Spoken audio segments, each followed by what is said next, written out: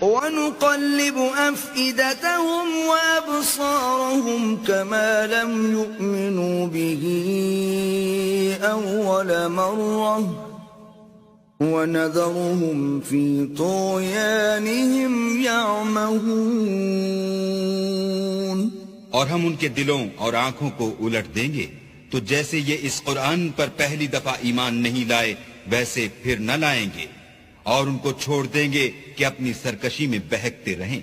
وَلَوْ أَنَّنَا نَزَّلْنَا إِلَيْهِمُ الْمَلَائِكَةَ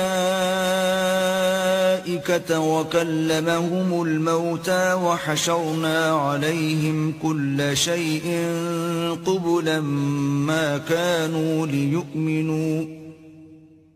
ما كانوا ليؤمنوا إلا أن يشاء الله ولكن أكثرهم يجهلون۔